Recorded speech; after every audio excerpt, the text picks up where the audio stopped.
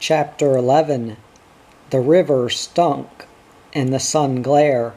Flies buzzed on the slimy mud.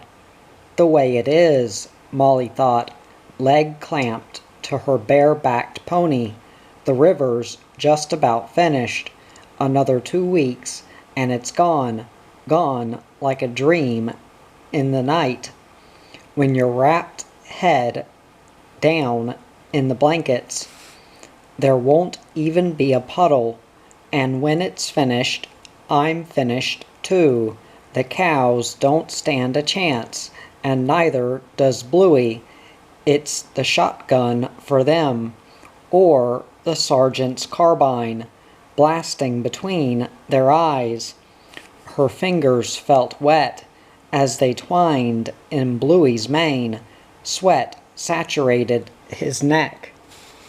On the narrow, hoof-scarred track in front of her, 4 lean-rumped cows jostled slowly, swinging their withered udders. Dust coated their scraggy hides. Tails swished at their drawn-in flanks. Over their gaunt-boned backs, Molly saw her humpy draw nearer. Lil sat in the doorway, legs widespread in the heat, hair tumbled on white-skinned shoulders. Sun gleamed on the hair's yellow brightness. The hell, Molly thought. That girl is sure some looker. They don't come any prettier. If you dolled her up, she'd hold her own in a line-up, make 'em prance on the bit. To try and outdo her, she drove the cows under a tree, watched them slouch to a head-hung stop. "Stay there, ya bone rattlers," she said, "while I put some gear on Bluey. Then we'll be on our way." She nudged the pony's ribs. He trotted towards the humpy. Close to Lil's outstretched legs, Molly slid to the ground.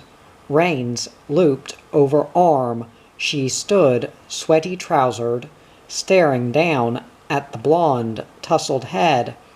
"You want to keep 'em together," she chuckled, "or y'all be givin' the boys a shock. Be a sport, Lil, and put some weight on your legs. Bring us out me saddle." She rubbed Bluey's nose, just above the nostrils. Lil scrambled awkwardly. The ground burnt her bare, uncalloused feet. Hot dust gritted between her toes. "Givin' the boys a shock is right," she said, and hopped through the doorway. "They're hairy ones at that. That mix rugged up like a koala." After a few grunting seconds, she came out again, with the saddle clutched to her stomach. The stirrup irons rattled on her shins. "The damn thing," she panted, "is breaking me off at the knees. Why don't you get a lighter one? This one's as big as a boat." Bent over at the waist, she held out the saddle. Molly grabbed its sagging weight. She tossed it up onto Bluey when she said, "It's a damned good bit of leather. I won it in a raffle. Ya wouldn't part me from it if I was starving.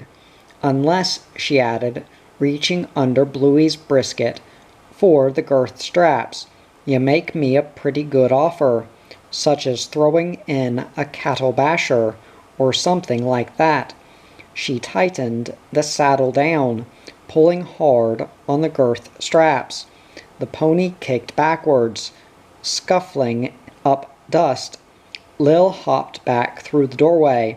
"You don't have to sell your saddle," she said. "You've already got one. He's out there now, bashing for all he's worth."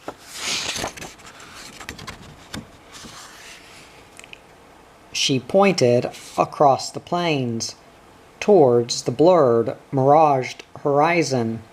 In line with her pointing finger, a great cloud of dust rolled up to the brazen sky. Cattle crawled in a widespread herd, drifting in from the skyline. "I was only kiddin'," Molly said. "You know how it is. I'm all steamed up for something to say. Joe ain't much different to any of the others. I can take 'em as they come." Her boot rested lightly in the stirrup as she swung into the saddle. Her trousered behind settled neatly.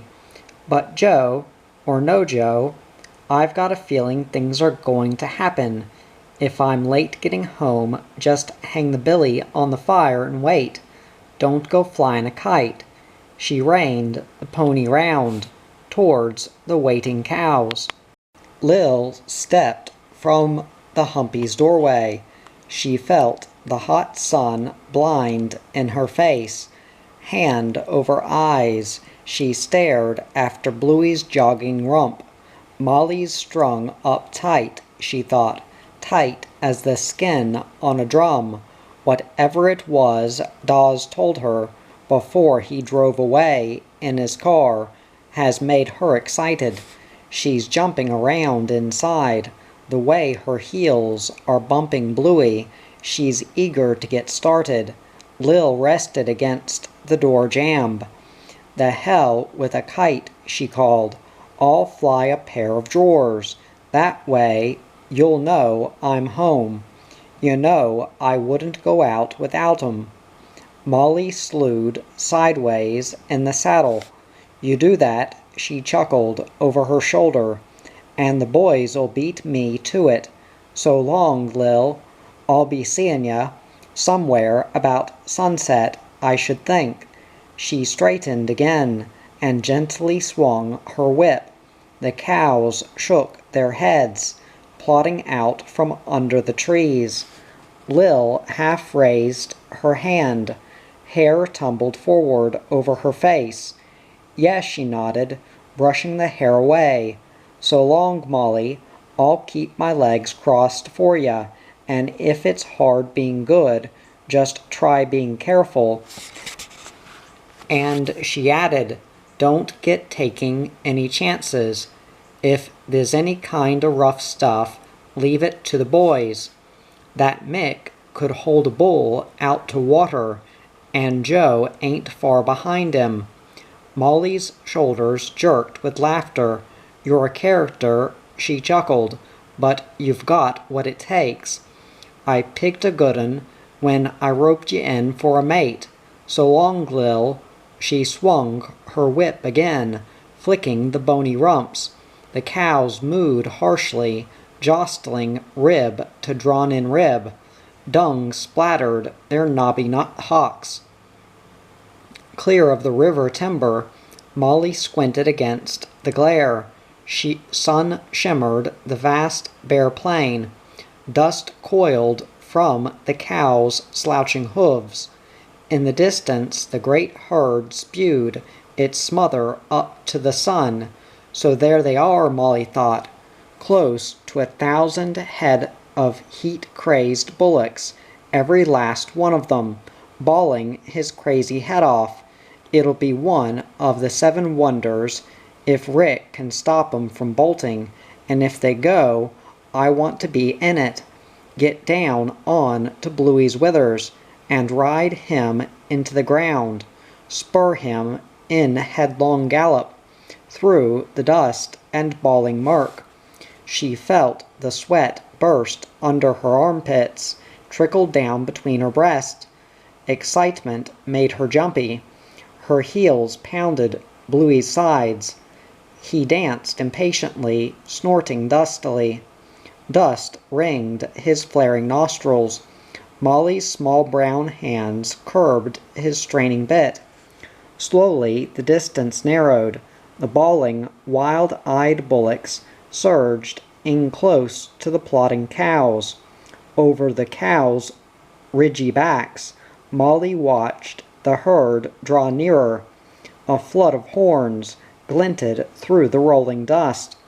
At 200 yards, she could barely see Rick's form, dust-coated in the lead. Close to his plunging horse's heels, a press of bullocks bellowed, with slobbering jaws. High above their den she heard Rick's thick-throated voice, screaming towards her.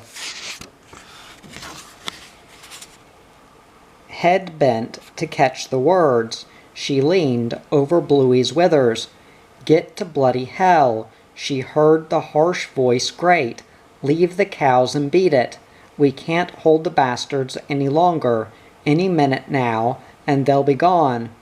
She saw him flog his whip, beating back behind him. Rocketing out of the murk, Joe spurred his horse towards her, reining in to within inches of Bluey's tossing head. He glared, raw-eyed. Dust from his wide curled hat brim trickled down his shirt front. Sweat coursed on his horse's belly, dripped onto the ground.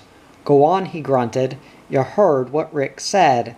Get to hell out of it while you've still got the time. They're startin' to smell the river, and we ain't got a snowball's chance. Wheel that pony round and flog it for the skyline. Do what I say and quick. I ain't got time to talk." His horse reared precariously, reeling round on the bit. When its hooves hit the ground, they were already galloping. Molly saw Joe swing his whip, hurtling towards the bullocks, crowding in close to Rick. Another horseman flogged wildly, spearing out of the dust clouds. Molly spurred her pony excitedly, driving him past the cows. Hat pulled low over eyes, she thundered towards the herd. To hell with the cows, she thought, crouched down on the pony's neck. I'll give them a hand with the bullocks. Get in there with Rick, and help to steady the brutes. Another extra hand might make all the difference. She heeled Bluey's straining ribs. Rick saw her coming. Dust blinded his eyes to slits, but he saw what she intended.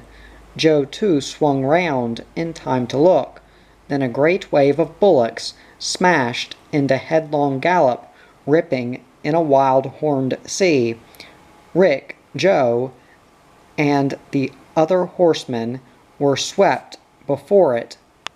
Screaming profanely, they spurred with frantic legs, fighting to keep their horses upright, hold them together, as their hooves drummed in headlong haste. Riding with every strained nerve skill, the horsemen were swept towards Molly. Hands clinging to tangled mane, she felt Bluey skid in a circle, a great belch of air wash over as the bullocks bawled within feet of her. Then Bluey was galloping too, belly stretched to the dry, brown ground. Rocking, swaying, swearing, cursing, she sensed that Joe was near her, Rick not too far away, the other horseman just in behind her, flogging Bluey with his whip. It was Mick, hell-bent in screaming fury, flinging the reins at his big bay horse, gouging it with his spurs. The great hammer-head came close to Bluey's rump. Mick's heavy hand beat down, thumping, smashing, driving Bluey to gallop beyond endurance, sweating knee to bouncing thigh. Mick hurtled close to Molly's side. Joe closed in to the other. Rick spurred his horse across, covering Bluey's rump from behind. Sob-voiced from his tightened throat cords, Rick cursed at the slobbering heads, almost touching his horse's tail. "God damn you stinking bastards," he choked. "God damn you to stinkin' hell. If that girl goes down, we've tossed our chips in the pot. She'll trip the lot of us, and what's left won't be mince meat, just a bloody pulp. trampled in the ground.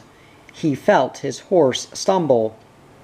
Its hooves splayed for a second's fraction. A stare-eyed bullock ripped wildly, ramming its wide-stretched horns. The needle points slithered, scarring the fear-crazed horse. Rick's iron hand held it from falling, the other flogged with the whip, blinding the lash across the bullock's eyes. The brute tumbled headlong, sprawled under the sea of beast. Rick heard its belly burst, and the crackle of its bones. Then all sound was lost in the wild, insane roar. Flogging, flogging, flogging, he fought to beat the bullock's back. Dust choked in a pall, spewing up from the racing hooves. Sweat crawled in his eyes, burning the balls to redness. He saw Molly's behind just ahead of him, soft-hipped above her jerking saddle. Her body was bowed, flattened down on the pony's mane. Sweat blackened her shirt's dusty brightness. She may be a headstrong bitch, he thought, but a man can't fault her for guts. There's not a bloody scream out of her, or even a whimper of fear. If the boys can ease her to the side a little, we may get her out of it yet. He lashed Bluey's rump, then beat back behind him. He felt the whip jerk, exploding on a bullock's head. Grinding next to Molly, Mick reached with his hairy hand. His fingers touched her waist, just above the belt. Her body vibrated, pounding by the violence. "You're doing pretty well," he grunted. "Just leave Bluey to me and Joe. We'll keep 'em headin' right. You set your mind to stickin', keepin' that leather clamped tight between your legs." He spat a great ball of dust. Wind splashed it back quickly. He jerked the hand away, clawing it round his chin. Molly half turned her shoulders. Black mane hair whipped in her face. Tired lines creased its dusty brownness. "I'm right," she panted. "Right as a girl can be. But pretty bloody stupid. If I'd done what y'all said, I wouldn't be in this now." Her breath jolted out with the pounding. She choked on the last trailing word. "The hell with that," Mick grunted. He drove his spurs hard, forcing the bay to effort, lifting the great animal by sheer strength of leg and arm. His hand reached over again to smash on Bluey's flanks, urging him to stay level. On the other side, Joe slashed with his shredded whipstock, beating the pony's rump. Behind them, Rick flogged until his whip snapped, then flung it at a bullock's head. The brute never faltered. Madness flared from its staring eyes. Froth drooled from its chomping jaws. The great sea of cattle washed on, obscured in the smothering dust. Rick sensed that the cattle were swinging. A wall of bodies groaned to his right through the murk. Their manacled feet thundered madly. He smelt their reeking hides coming in from the side. "That's Larry and Clem," he thought. "They're out on the wing, pushing 'em over onto us. They don't know we're in here, trying to save the girl. Probably didn't even see her arrive.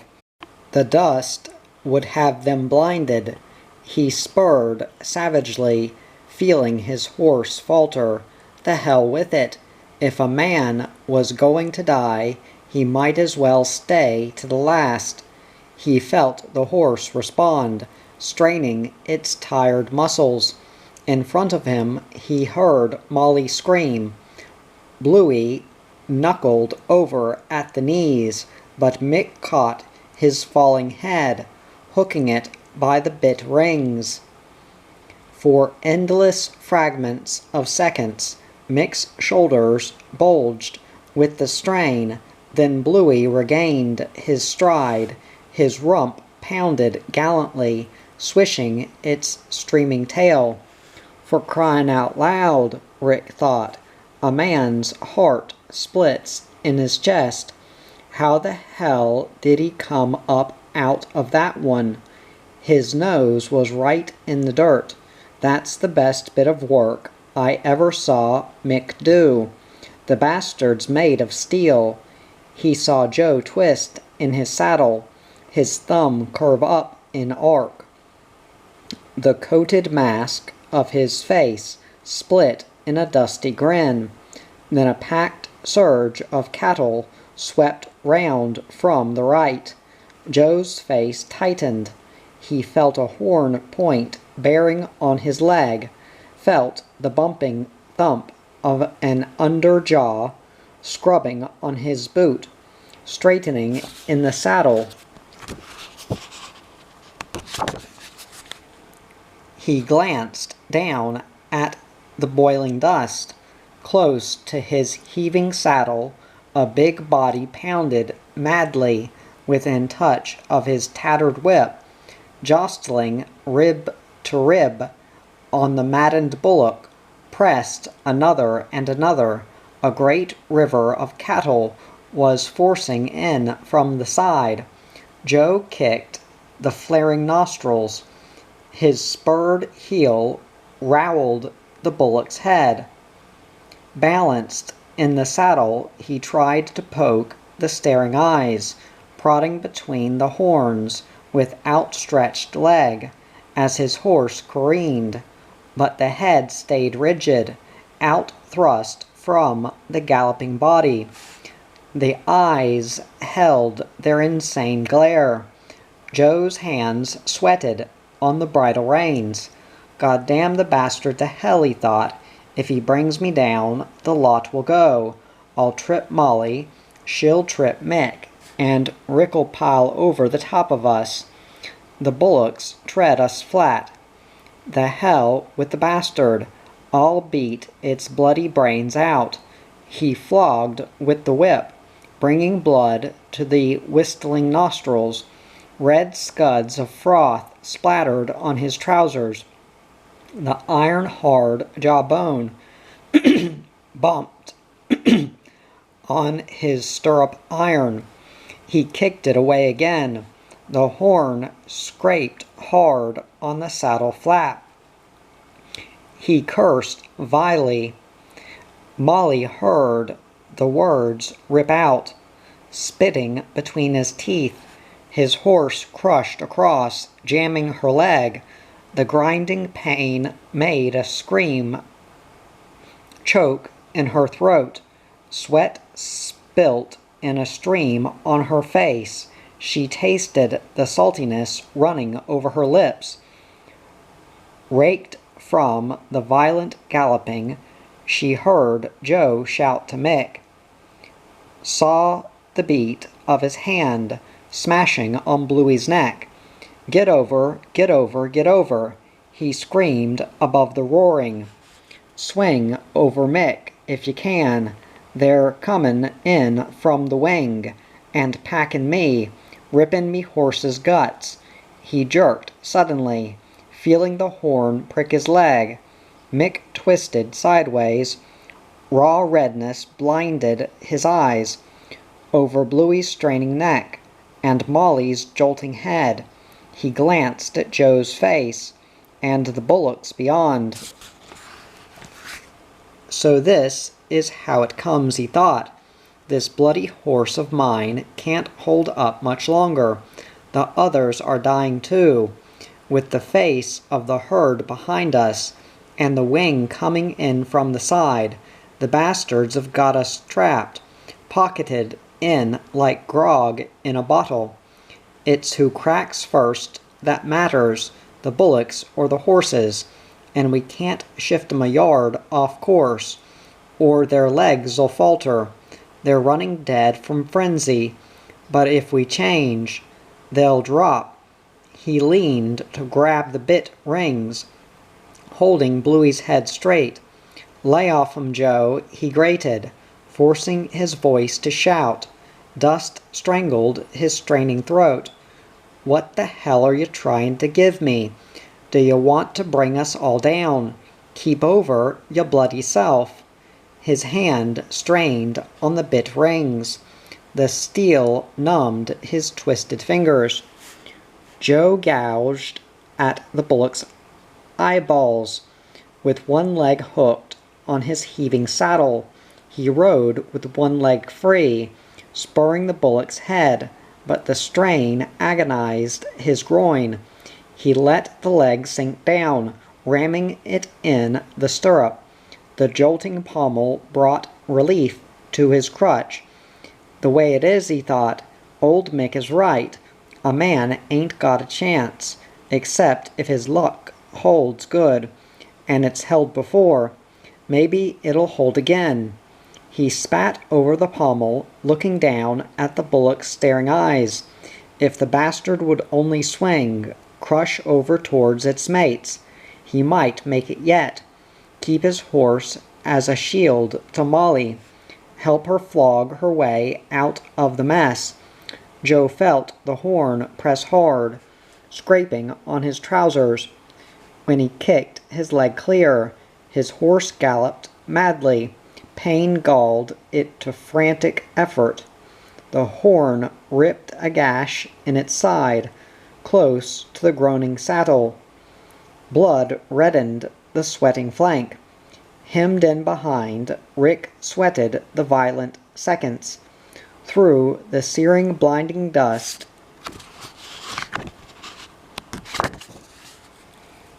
he watched the bullock horn Joe's horse, glanced round at the maddened animals within feet of his own straining horse.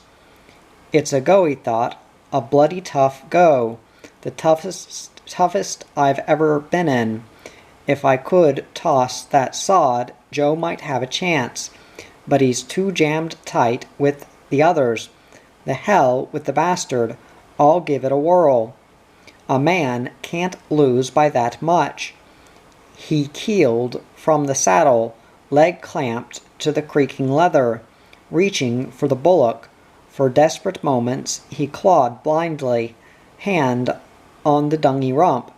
Then his fingers viced round the tail. The dung and the sweat made it slippery, but he twisted it into a curl, holding it close to the galloping rump, stretched between horse and bullock. He choked from the dust, spewing up. Joe's horse galloped in front of him, the great press of bullocks forced in from the side. In his chest he felt a stab tear his tight-drawn muscles. "The hell," he thought. "There goes that rib. The damn thing never was healed right. I'll have to get closer, take the stretch from my guts to tip the bastard over. The way I am now, there ain't enough room. We're too jammed in together. I'm riding hard on Joe's heels." He spurred his horse savagely, breasting it close to the bullock, reining it clear of the wild, drumming hooves. He watched the bullock's shoulders, waiting for a roll, waiting for the head to dip. He saw the horns jerk sideways, rip into Joe's right leg. Then the bullock's head came down, vicious with slobbered madness. Rick swung on the greasy tail, twisted until the bones cracked. "God damn you to rotten hell," he screamed. "Come over out of it. Go arse over tip in the dust." He screwed the tail suddenly, jerking it over the rump. The bullock smashed headlong, falling away from Joe. Before it hit the ground, another bullock crashed onto it. Rick heard the bodies scrunch as the herd flowed over them. Rock seated in the saddle, he spurred up close to Joe, side by side. In line with Mick and Molly, they galloped knee to knee. Rick felt the blood from Joe's leg oozing through his own trousers. The steel of their stirrups rattled together. "How are you doing there, Joe?" he panted. "Can you stay pulled down in the leather? We may have a way to go yet." He glanced at Joe's face, slit-eyed under its hat brim. Joe swayed on his pounding saddle. Rick's trousers rubbed his leg, grating on the horn wound. He reached with his hand, pushing against Rick's shoulder. "Get over, for Christ's sake," he grated. "You're tearing me bloody leg off." "Another minute of that, I'll be down where the bullocks went. So long as I ain't jammed, I can see her through to the end." He hawked harshly, hunched over to vomit, galloping within reach. Rick lapsed into silence. Mick hadn't looked round, neither had Molly. Dust and the roar had deadened them.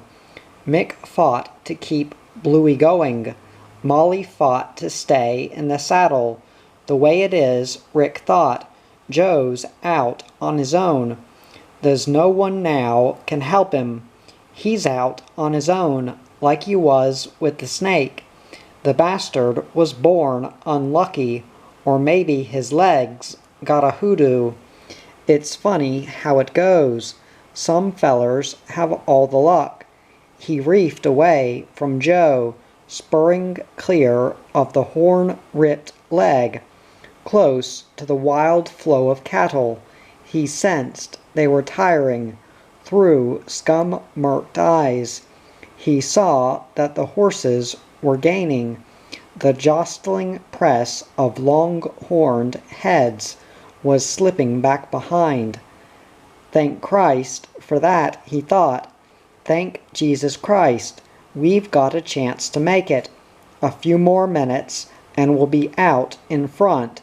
Get round to the flank, and give a hand to wheel 'em.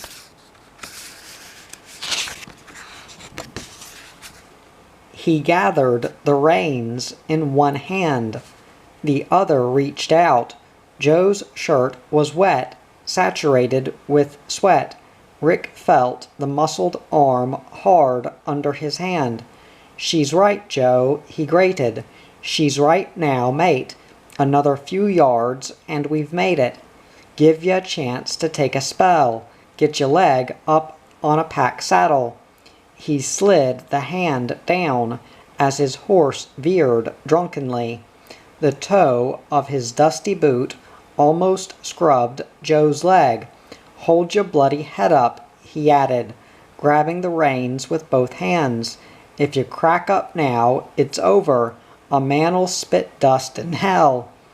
He held the horse steady, crouched over the straining withers. Gradually the great herd weakened. Dust choked in the sobbing lungs. Deep, slobbering breath gurgled the swollen tongues. The pounding madness of hooves changed to a sullen droning. Through the smothering dust, the four flogged clear to the open, wheeling free of the herd. They spurred for a final effort. Joe reeled on his bleeding horse. Mick smashed and cursed at Bluey. Molly clung to the pony's mane. Rick galloped near to Joe, his stare on the boiling smother. When he saw a horseman hurtle past, he reined his horse suddenly. "All right, Mick," he bellowed. "Leave Molly to handle Joe. We'll get back in with Larry. Give 'em a hand to steady 'em." He felt his horse shudder, steadying its tired legs. Mick jerked Bluey's head harshly. Molly piled on the sweating neck. She clung to it, gasping. Joe spun his horse round on the bit. "The hell," he said. "Are you givin' orders? When I want help, I'll ask for it. Get out of me bloody way." He spurred past Rick, with the torn leg gaping. Dust clotted the blood on his trousers. Mick stared over Molly's bowed shoulder. "What's wrong with him?" he grunted. "And how'd he get that?" "That's a damn big hole in his leg." "The bastard's mad," Rick choked. "Come on, and let's get goin'. Molly'll be all right." He started after Joe. "Stay where you are, Molly, or poke across to the river. Anywhere at all, except near the cattle." His horse staggered before its legs started to canter. "Yeah," Mick nodded. "It's right what he says. You keep goin', Molly, and head for Yahumpy. We've got a lot to do to get the bullocks ready." He spurred towards the herd, milling past in the rolling dust. Rick's flat-backed shoulders rocked ahead of him. Molly straightened her body upright. Her legs felt tired, rammed tight in the stirrups. The irons had cut her insteps. "So there it is," she thought. "I'm white like a dirty dishcloth. They pull me out of the strife, then leave me. They don't go crook. It ain't in their kind, but they leave me. Tell me to go on home." She shifted her weary legs, easing her sore behind. "If that's how they want it, I guess they can have it. I'll look for the cows tomorrow. That's if they're still around, and not flattened by the bullocks." She nudged Bluey's heaving ribs. He shuffled forward tiredly. Molly rubbed his sweat-drenched neck. Head bent in the sun glare, she rode towards the river. Behind her, the great pall of dust choked up to the sky. The cattle were ringing, circled by the stumbling horses held on their uncertain hooves by the hard hands of their riders. In the dust to the far side, Rick reined near to Harry, the two-fingered hand half raised in salute. "How are you there?" Harry said. "It was rough while it lasted. How do you think we made out? Do you reckon we lost many?" He spat over the pommel and wiped his chin with the fingers. Rick squinted his red, raw eyelids. Tears carved deep grooves down his cheeks. "The hell," he thought. He must have been in it, cut in after the rush had started.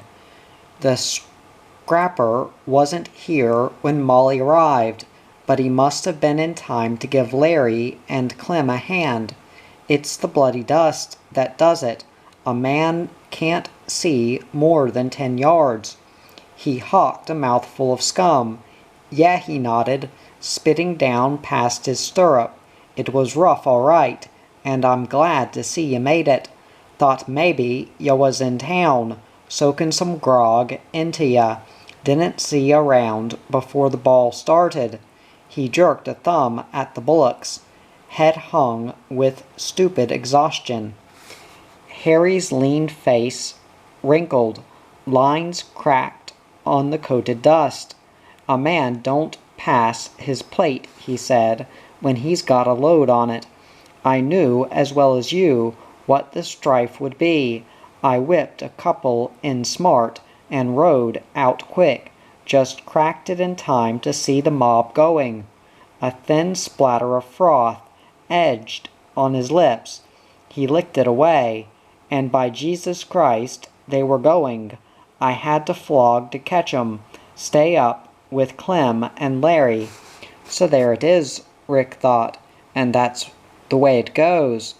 He had to have a couple just to show he won't take orders, but the bastard turns up trumps when it's needed. What can a man do with him? He shrugged his shoulders, shifting his sweat-caked shirt.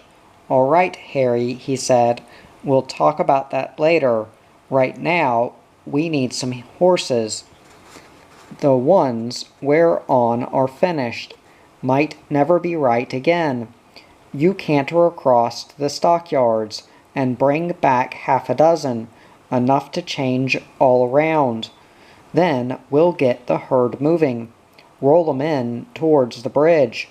The way they are now, we've a chance of getting 'em over." He stared at the sob-chested bullocks, panting in the heat. They jostled, stumble-footed with tiredness. Harry gathered his reins. His horse tossed its sweat-streaked head. "Sure," he nodded. "The nags are tuckered. You wouldn't expect 'em to be otherwise. They carved it out so fast. It's a wonder they ain't dead. I'll be a while getting to the stockyards, but when I've changed, I won't be so long bringing the others. D'you want any special horses?" His eyes squinted when he said it. One bushy brow lifted. "A man's doing it right," he thought. "He's asking all the questions. That way he leaves himself open, if Rick wants to fire in an order. The poor cow's taken a bashing, needs helping round the bends." Rick chuckled wryly. The back of his throat felt raw.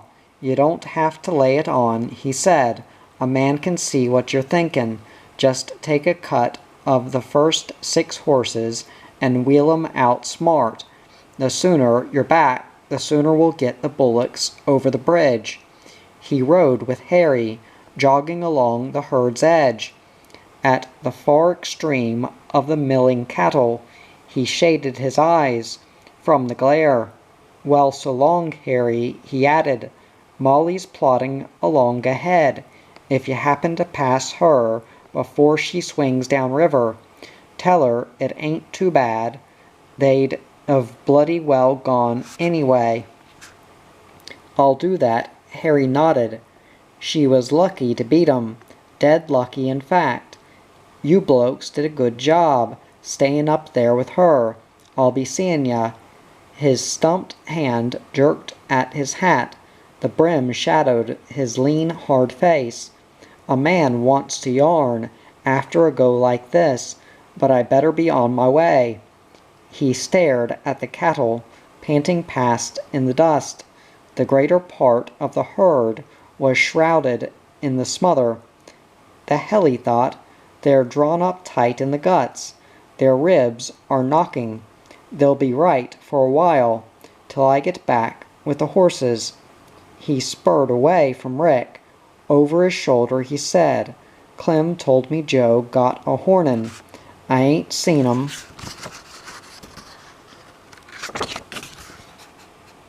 Myself, is there anything I can bring ya?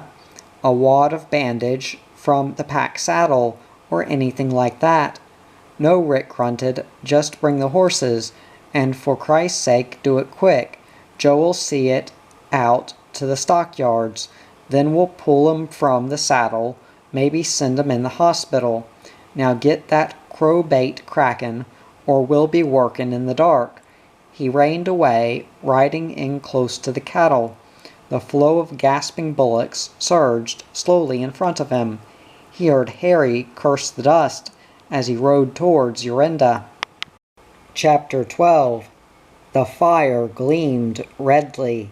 Tall flickers of flame danced on the logs. Outlined in the glow, Rick stared at Joe's leg, upended on a pack saddle. The leg quivered as Joe braced it. "The way it is," Rick thought. "The leg looks pretty crook. Got a gash in it, as deep as the river. But maybe it's mostly blood. When it's cleaned up a bit, it won't look too bad." He caught the trousers at the bottom and ripped them as far as the knee. Joe cursed and beat on the ground. "The hell," he grunted. "God damn you to crawl in hell. You damn near tore off me leg." Rick reached for the billy, steaming near the fire. The steam stung his hand as he swirled water into a basin. Over the rim, he looked down at Joe. Joe's face showed pinched under his tipped-back hat. Beads of sweat rolled over his dust-caked cheekbones. He had his two hands clenched, just above the knee joint. "I know how it is," Rick said, "and I know how you feel. But if I'd taken it steady, you'd have felt it more, and a man ain't a nurse. He ain't got the touch in his fingers. If you like, I'll stand aside and let Mick have a go." He dabbed with a cloth, dipping it in the boiling water. Joe screwed his two hands tighter. The cloth burnt as Rick pressed it gently, covering the gash. "Just take it easy," Joe groaned. "Just take it easy. That's all I ask. Just take it easy." He bent over his leg, resting his head on his hands. Rick swabbed carefully. The blood had dried, cemented on the gash. He gouged it away, breaking it off in flakes. Fresh blood welled as the hole showed clean and raw.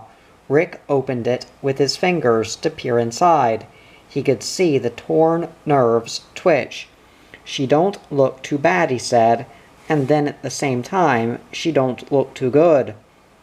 There's a hell of a damn great hole, but it looks pretty clean.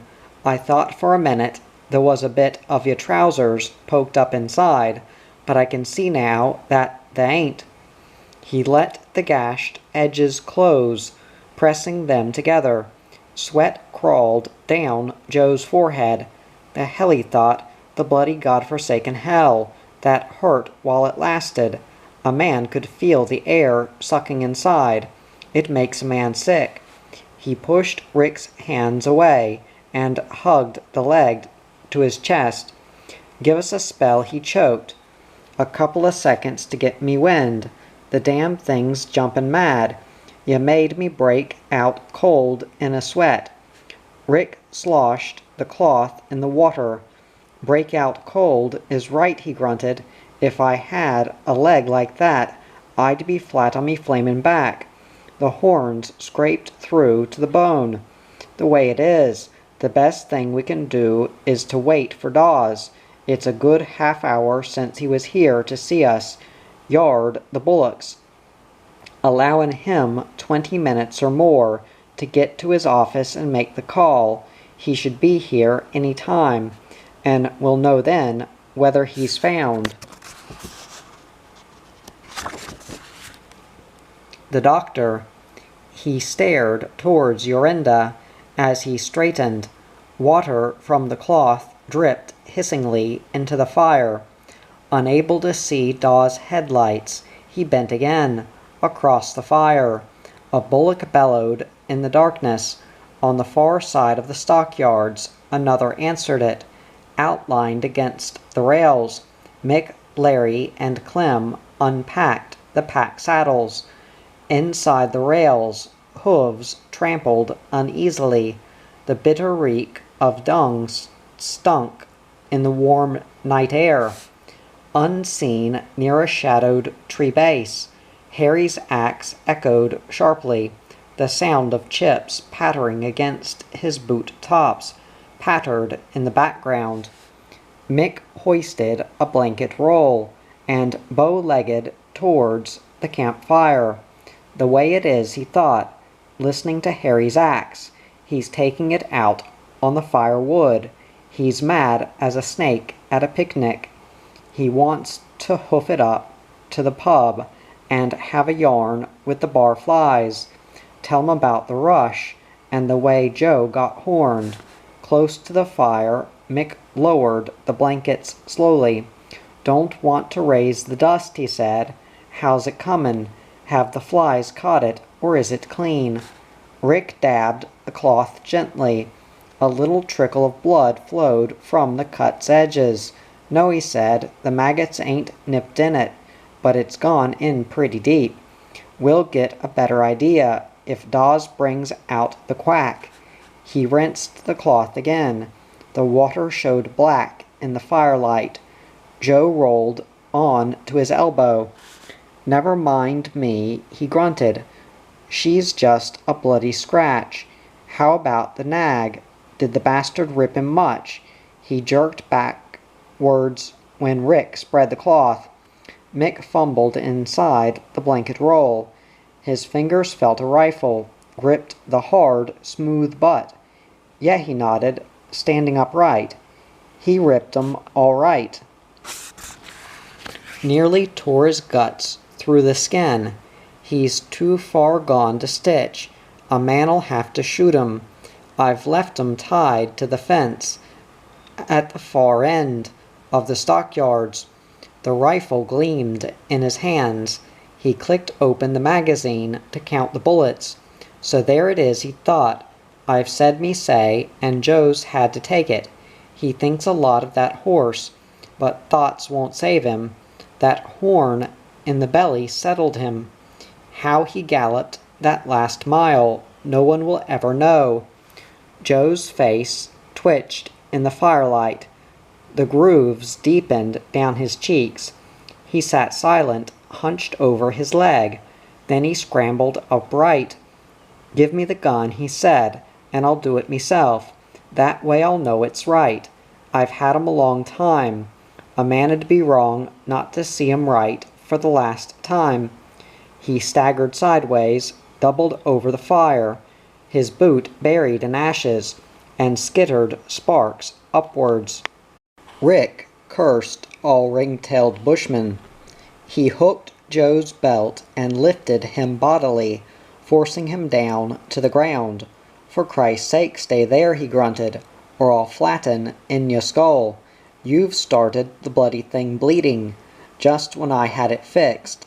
A man ought to let it rot, or hack it off at the knee." He felt for the cloth, submerged in the murky water. "Let it rot is right," Mick nodded. He cradled the rifle on his arm before he looked at Joe. "But you know what it is, Joe, and you too, Rick. We're hopping crazy with nerves. That bloody rush this evening belted the daylights out of us. Take it easy, Joe, and I'll look after the nag. He won't even know what hit him. You can rest assured of that." Joe squirmed on the dusty ground, close to the ashes. Rick had his leg grasped round the ankle, the other hand swabbed with the cloth, staunching the blood flow.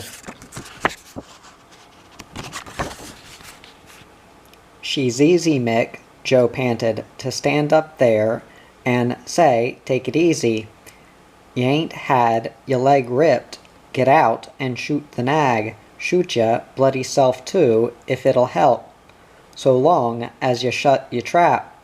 I got all I can do to stand this bastard." His voice cracked as he squirmed. He beat at Rick with his hand. "So there's the rub," Mick thought, "and that's how it is. A man, when he's right, can talk to beat the drum. The pain don't rip his guts, but when he's crook, like Joe is, a man gets bitter. He hates the luck that threw him, and he hates the luck of his mates. They're walking around while he's arm over tip in the dust."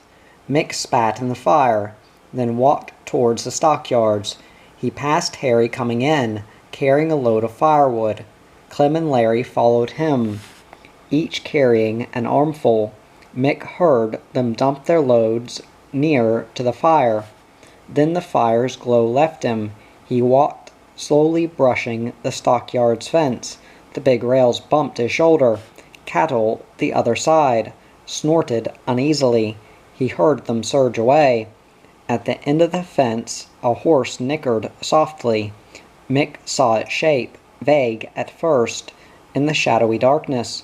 When he was close enough, he held out his hand. His fingers touched the mane, then the neck, of the tethered horse. Its tired head drooped. Mick gently felt for its ears. and rubbed them softly. "So there you are, mate," he whispered.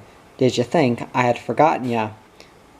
But I've been talking to Joe, and he got it nearly as bad as you did. The only thing that's different is, it ain't in his guts, and we can fix him up some way." The horse nickered, sensing Mick's kindness. It nuzzled its head close to Mick's chest. He felt its nostrils warm inside his shirt, felt its head bump the rifle. The hell, he thought, the stinkin' bloody hell. A man loves a horse more than anything, yet he has to shoot him. Blow out his brains through his ear holes. It's the country that's wrong. The stinkin' lousy country. Sin, sorrow, and sore scummy eyes. The man who thought that up had had a bellyful. The horse fretted, stamping a foot with pain. Its head jerked away, pulling on the tether rope. Mick untied it, holding it in his hand. He felt tired, sick at what he had to do. Slowly, so as not to hurry the horse, he walked a few yards. The horse hobbled after him, stumble-footed with stiffness, clear of the rails. Mick checked the horse, then rubbed its nose again. "You was too close," he said, "to them bloody rails. If I'd have dropped you there, you'd have bumped 'em. You got some dust under you now, when you tumble." As he finished, the horse flared its nostrils, scenting the air. For a moment its tiredness vanished.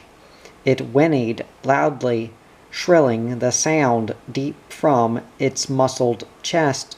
Far away, where the horse herd grazed, another answered it, softened by distance. A neck bell jangled. Mick guessed that the horses were mates, mate calling to mate. He slowly raised the rifle, pointing it with one hand. "Don't do that again," he whispered, "or I'll never pull the trigger." He held the rifle steady, centered between eyes and ears, almost touching the big, shadowy head. He felt glad that the darkness hid the horse's gentle eyes. Stiff-fingered against what he had to do, Mick squeezed the trigger. The recoil slammed his arm backwards, twisted him sideways. As he twisted, he heard the heavy body thud close to his feet. The big battered head jerked once, then lay unmoving. Startled cattle inside the stockyards thundered round inside the rails. Choked full in the throat, Mick reached down slowly, feeling for the jaw pulse. The vein was still. Joe's horse was dead. Life had gone from the hard-ribbed body. It had galloped no more on the wide, dusty plains. Mick slipped the halter from the dead head and felt the muzzle. It was already cold. The hell, he thought, it don't take long to go. A man couldn't spit in the time it takes to pass. He patted the sweat-caked neck. "So long, son," he said. "You had your times, like the rest of us. There wasn't much green grass, and it was mostly work and travel, but that's the way it goes. So long." His hands fumbled as he looped the halter shank. The rifle slid from his arms. He cursed as he picked it up. On the way to the campfire, he cursed again, at the cattle inside the stockyards. "You bastards," he said. "You lousy, stinking bastards. You skittled a bloody good horse." Close to the fire, Rick patted Joe's leg with lint, then bound it with horse bandage. He pinned it with a shoeing nail as Mick came near his behind. "There you are," Rick said. "She's as good as new. If you put on another pair of strides, you won't even know it's there." He patted the bandage, straightening up to admire it. Joe wiped sweat from his face. "The hell I won't," he said. "You said that well, but anyway, you made a good job. I'll square it with you some time. Keep it marked on the slate." He pushed up from the ground, keeping the bandaged leg stiff. "How do you make out Mick? Did the old feller have any trouble?" Mick set the rifle on Rick's bedroll. "No, there wasn't any fuss. Forget 'em now, and let's get some tucker. How about it, Harry? We ain't eaten since daylight." Bent over the billy, Harry tipped in a handful of tea. For a moment he was silent, watching the tea leaves swirl in the water. Then he lifted the billy away from the fire. "She's right," he nodded, "and I ain't making any cracks. I'm as sore in the arse as you are. For Scran, you'll have to take what there is. I ain't had time to cook, and you know," he added, rubbing the 2 fingers round his chin, "I was in the rush, same as you blokes was. Don't forget that when you get cryin' out for tucker." "We ain't cryin'," Mick grunted, "just hungry. Turn it out on the plates, and we'll take it as it comes." He filled a mug from the billy and passed it to Joe. Joe pushed it away. "She's right," he said.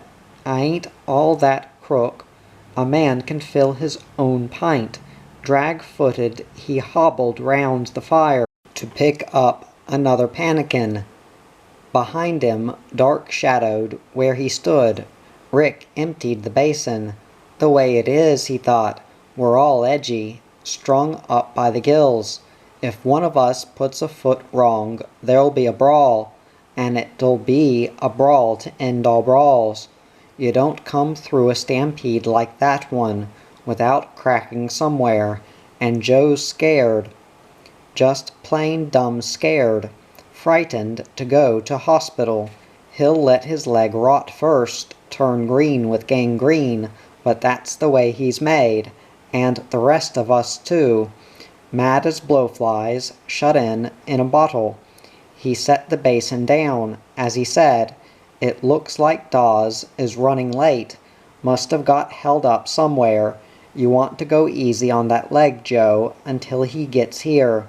See what the doctor has to say, if he brings 'em." Joe found a pannikin and filled it, bent over with Larry and Clem. He forked meat onto a plate. Mick waited, looking down.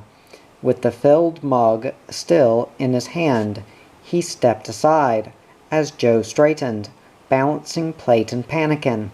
"You know the answer to that one," Joe said, "and Dawes'll know it too, when he gets here.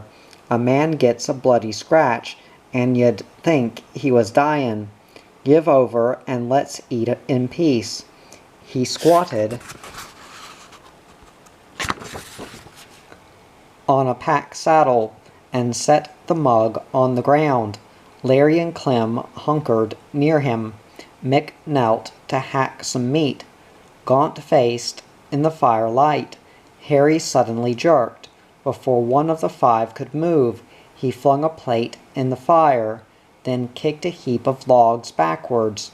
They thudded against Mick's boots. Harry stood wide-legged, glaring down. "Look," he grated, "I'm beating it up to the pub. This bloody tucker and the maggin' you fellers do is chokin' me.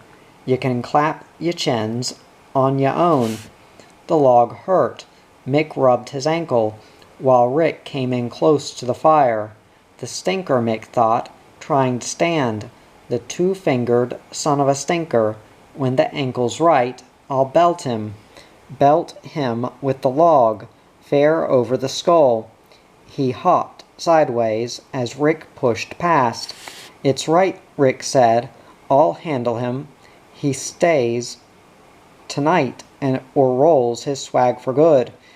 If we're gonna be 2 men down, we'll be 2 down. What's it gonna be?" Harry, he checked in front of the cook. the track or stay in camp tonight. Make it quick, and don't drag the chain." Over Harry's shoulder towards Yorinda, he saw headlights flare. Harry straddled his legs wider. "I'll make it quick," he grunted, "when I've got this off me chest." The fist he swung almost smashed Rick into the fire. He felt the flames lick his trousers, the hot ashes burn through his boots. Then he caught his balance, arms over his sore rib. He inched forward again. Harry met him halfway. The two weaved, awkward in the fire's shadows. The four watching men moved out of their way. Joe hobbled into the darkness. "The hell," he thought, "a man ain't quick enough. If they come his way, he'll be in their road. Can't get out of it quick enough." He stood in the darkness, watching the fight and the headlights. Drawing closer, they shone brightly, outlining camp and stockyards. As Harry coughed brokenly, Rick's left fist flattened in his belly. Rick's right fist thudded behind his ear. He went down, pole-axed. Rick fell on top of him and beat his head on a log. "Now, you bastard," he panted. "Do you stay or roll you swag?" Harry sighed, then sprawled limply. Half-dazed, Rick felt Mick's hands pulling on his shoulders, felt them cup under his chin, hauling his head backwards. "Come up out of it," he heard Mick say. "The cow'll stay all right. He'll stay for good if you don't stop banging his head. You're always the same when you get a man down. One of these days you'll be for it, when I ain't around to stop ya." The hands choked his wind. Rick gagged as he pushed them apart. Hard-shouldered, he drove upwards, pounding into Mick's chest. Mick rocked, but stood brace-footed. The two stood level-shouldered. When Dawes clambered out of the car, he left the headlights flaring and lumbered towards the fire. Behind him, a car door clicked. Joan slid into view, carrying a case. Sway-skirted, she followed Dawes' giant figure. The two reached the fire together. Joan stared down at Harry. Dawes breasted close to Rick. "The hell," he grunted. "What's going on? A man stretched flat on his back and you two shaping up. The hell's gone wrong with you all?" His great hands rested on his hips. He stared from Rick to Joan, bent over Harry's head. Rick's hard face softened. "No," he said, "there's nothing wrong, Jim. Leastways, nothing that can't be put right." He looked past Dawes to Mick. "That's how it is, ain't it, Mick?" "Sure." Mick hooked a thumb in his belt. "That's how it is, all right." Harry's had a clout on the ear, and Rick was hoppin' mad, but it's over now. What we're interested in is Joe. Did you bring the doctor to fix his leg?" Dawes scratched his stubbled head. "Can you beat 'em?" he thought. "They're tight, tighter than the skin on a drum. They don't let a man come between them." Sure as silver, they were set for a brawl, but it passed. To hell with Harry, stretched out on the ground. It's Joe they worry about. "Yeah," Rick said, reaching for a water bag. "I don't see him around. What's happened to him?" His boot heels scuffed in the dust as he walked towards Joan. "Good night there, Joan," he added. "I'll wake him up for ya." He poured a stream of water, full, on Harry's face. Joan felt some splash her hands.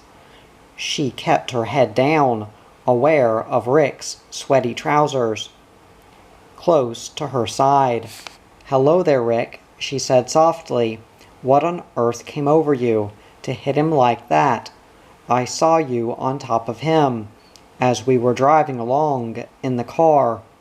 She wiped Harry's face with a towel from the case. Harry groaned, struggling to sit up. Rick waited while Dawes spoke. Joe hobbled close to the fire.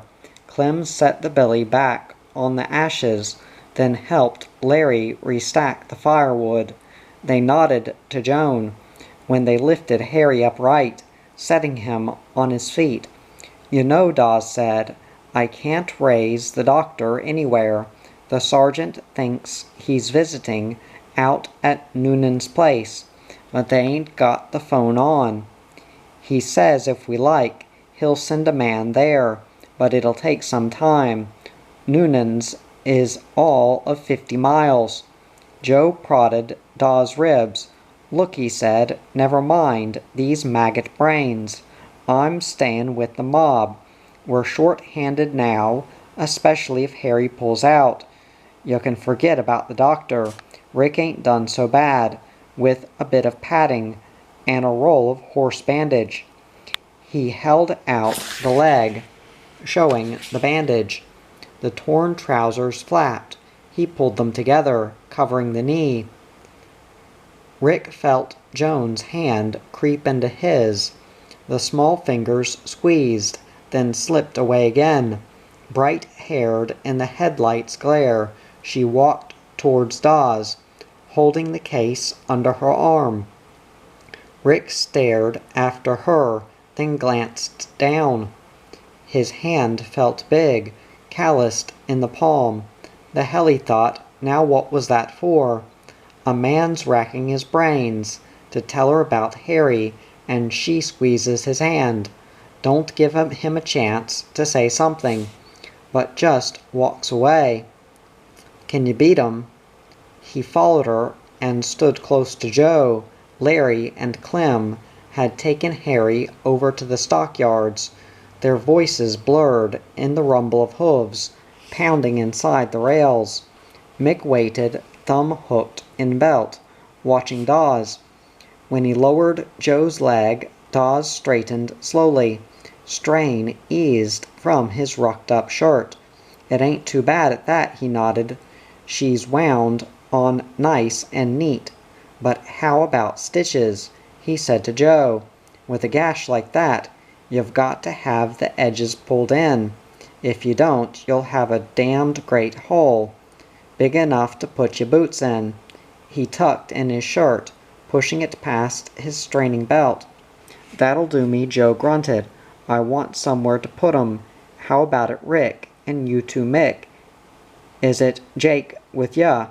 If you hoist me up for a couple of mornings, I'll be right after that." He jiggled the leg and winked at Joan.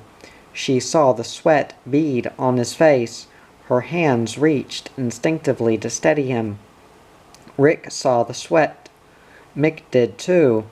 He spat in the fire and kicked a log with his boot. "Ah, to hell with him," he said. "Let him stay. We've nursed the bastard before, and we can do it again. I'll do his night stint."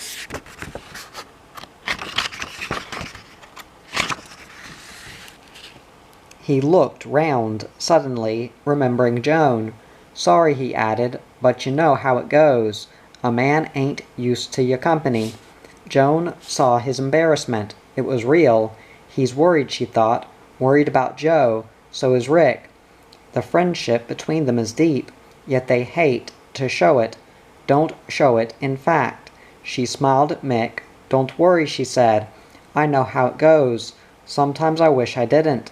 She slid the case from under her arm and gave it to Dawes. "How about this? We shan't be needing it now." Dawes fumbled awkwardly before he passed the case to Rick. "Yeah," the big man grunted. "I was forgettin' about that. You might as well have it now, Rick. There's a few things in it Joan and me got together. Ointment and bandages. Things like that. Actually, that's why she came out with me."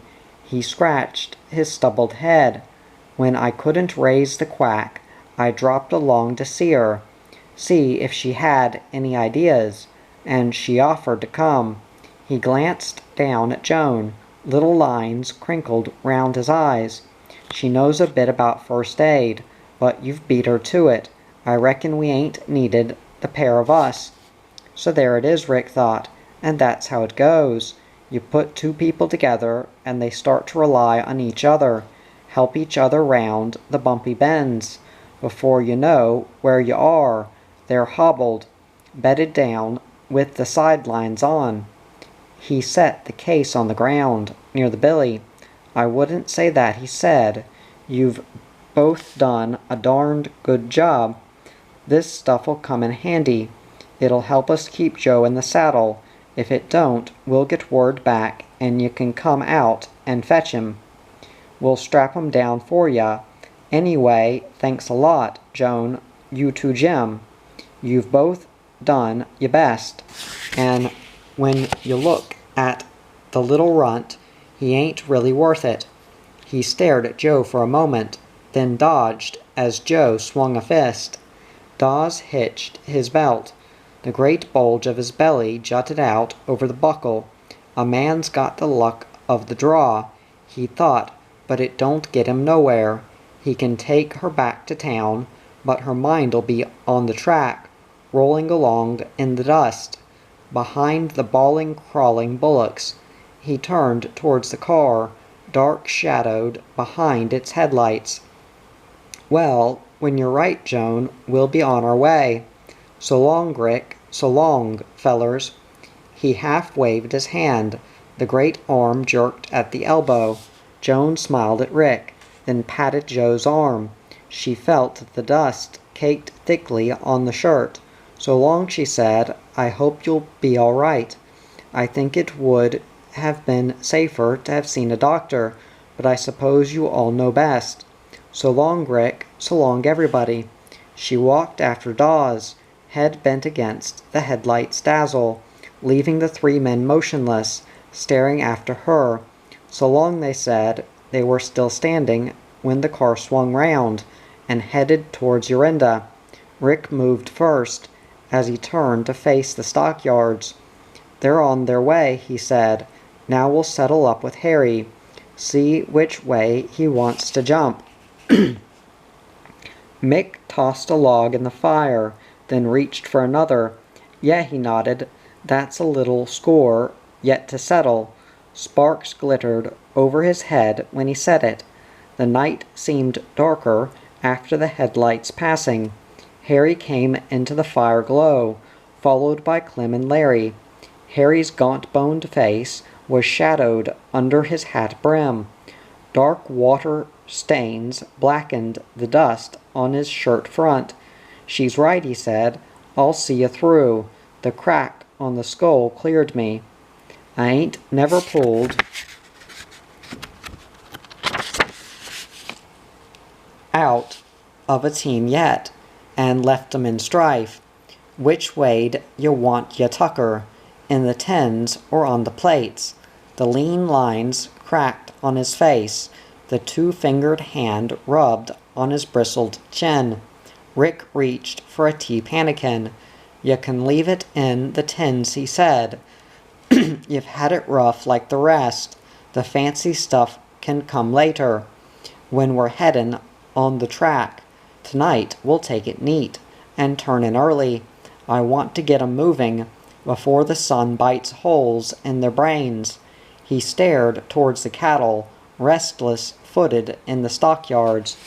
Harry opened a tin, then another and another, hunkered down near the fire. Joe stretched his bandaged leg. "You know," he grunted, "she's a tough old country, but she sorta gets you in. When you're settled down round a fire like this, your troubles drop away. You forget the sun tomorrow, and the stinkin' blindin' dust." Mick broke off a hunk of damper, and stuffed it with meat from a tin. "Maybe you do that," he said, "but then again, maybe you don't. There's a lot that's hard to forget. That bloke, whoever he was, knew it, when he christened her. She's a land, all right, of sin, sorrow, and sore eyes. What do you reckon, Rick?"